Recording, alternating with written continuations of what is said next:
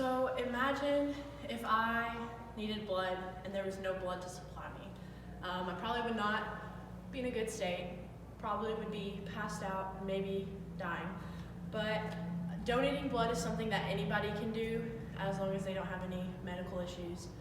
According to Healthline, someone in the US needs blood every 2 seconds. So 1, 2, somebody just needed blood. At one of those times, it was my mom. In 7th grade, she was diagnosed with stage 3 cancer, and she needed 3 different blood transfusions. And during those times, somebody was able to donate blood, and she was able to receive that. And so when I was old enough to be able to donate blood, I did that. And so this past spring was the first time I'd ever been able to donate blood, and I did it, and it was the greatest feeling ever.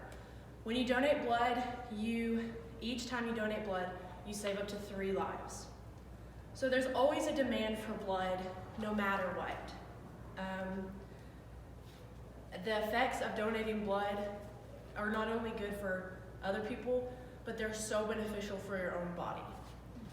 So the process of donating blood is super, super simple.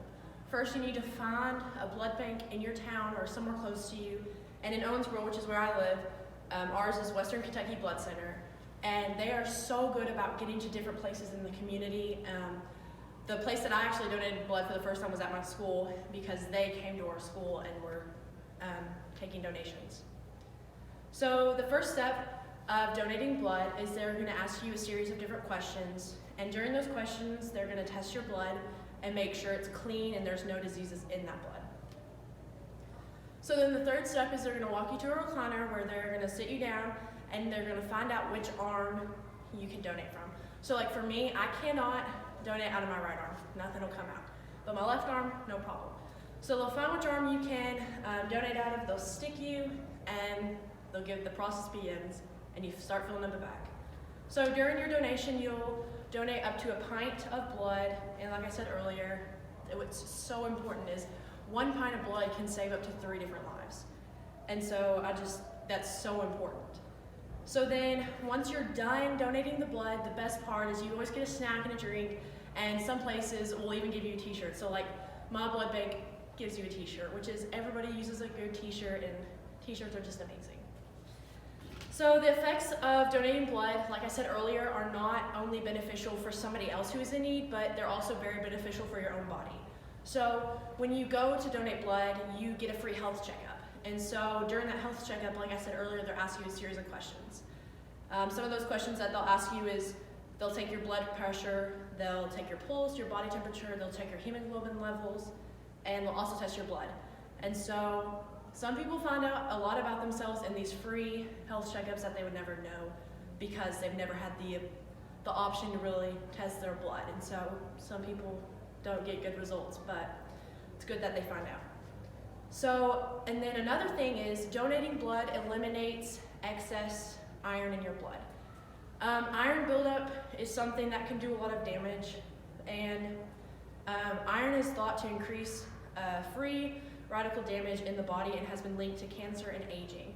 And so donating regularly can reduce those chances and maybe potentially eliminate them. And iron has also been thought to,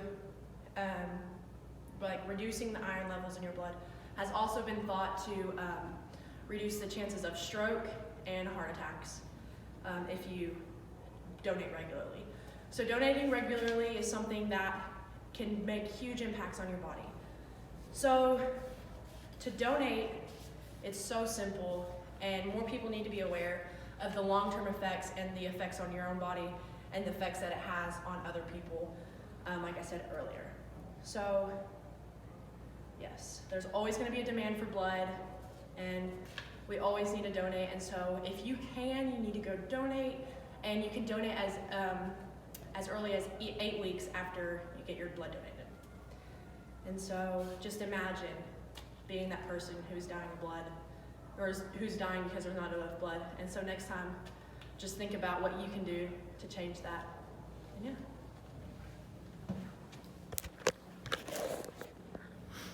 You said